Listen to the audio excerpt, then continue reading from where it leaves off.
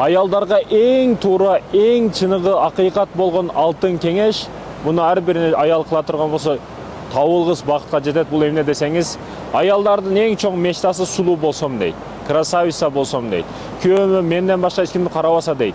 Бул нерсе ар бир доордо болуп келген. Аялдардын аял киши жаралып туруп, бул боло турган маселе. Бул оору бар аял кишиде табигый. Бирок эң аял кишини сулуу кыла турган эмне десеңиз, макияжыбы, помадасыбы, жасама койгон каштарыбы, кирпиктериби, неси? Урматтуу эже карындашым, сиздин назиктигиңиз, алсыздыгыңыз, ушул маселелерди билдирип турушуңуз сиздин сулуулугуңуз. Эркекке теңелип, тентеге теңелип терек бою секирбе.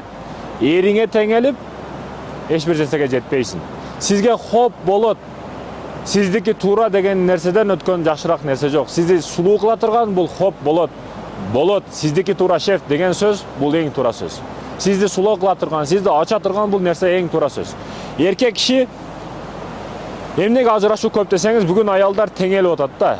Тилден дагы, башка маселеден дагы теңелип эркек киши аны аял катары, назик катары, бир жардам берейин деген адам катары көрбөйт.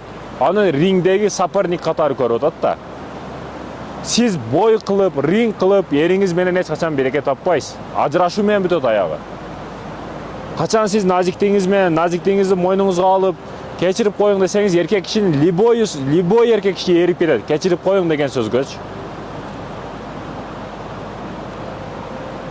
Бүгүн жолдун бул жагына күйөөсү үчүн өтө албаган аялдар, миң сулуу болгонуң бекер.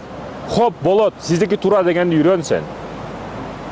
Урматтуу эже карындаштарым, ошол сиздин сулуулугуңуз, ошол сиздин макияжыңыз, назиктигиңиз, баш ие билишиңиз сиздин эң чоң сулуулугуңуз.